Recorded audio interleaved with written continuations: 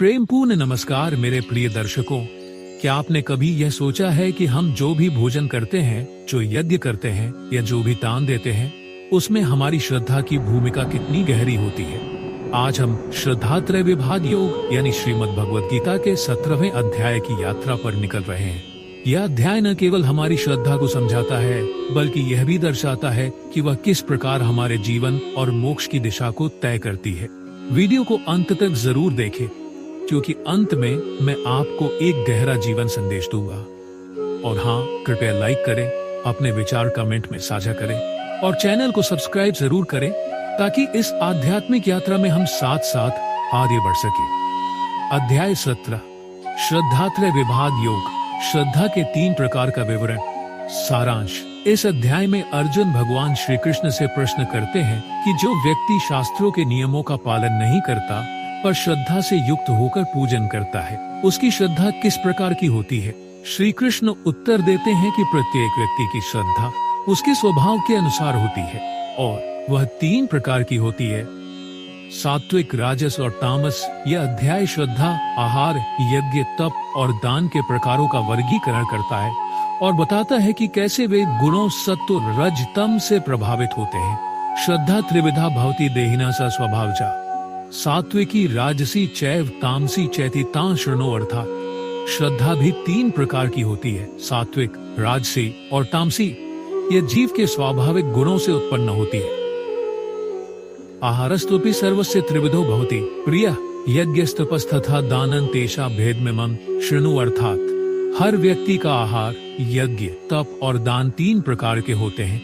अब मैं उनका भेद बताता हूँ। आयु, सत्व, बलारोग्य, सुख, प्रीति, विवर्धना। रस्या, स्निग्धा, स्थिरा, हृदया। आहारा सात्विक, प्रिया।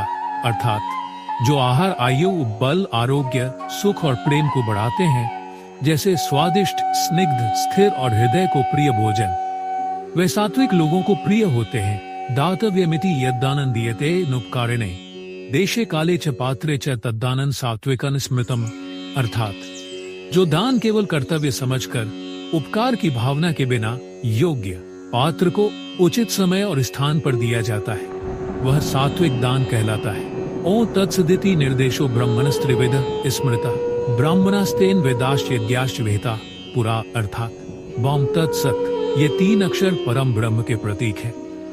प्राचीन समय में इन्हीं शब्दों से वेद, यज्ञ और ब्राह्मणों की स्थापना हुई। निष्कर्ष, यह अध्याय हमें सिखाता है कि केवल क्रिया करना पर्याप्त नहीं है, उसकी भावना, श्रद्धा और उद्देश्य महत्वपूर्ण है।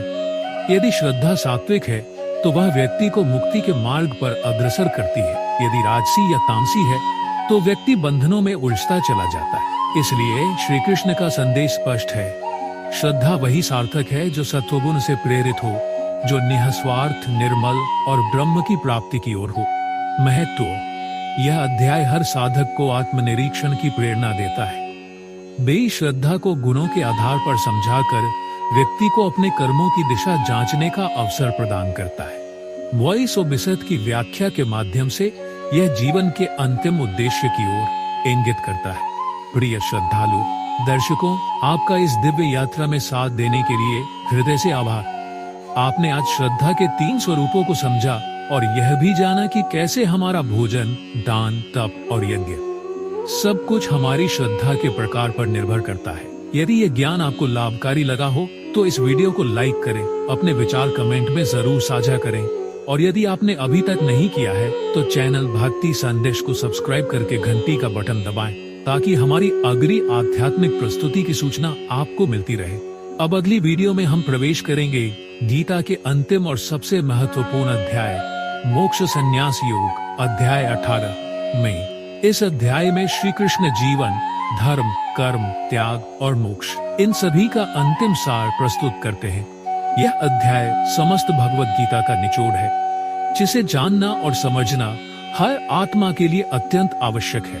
तो जुड़िए हमारे साथ इस अंतिम अद्भुत आध्यात्मिक अध्याय की ओर, जहां मिलेगा पूर्ण शरणागति और मोक्ष का मार्गदर्शन। धन्यवाद। जय श्री कृष्ण, जय भक्ति, जय सनातन धर्म।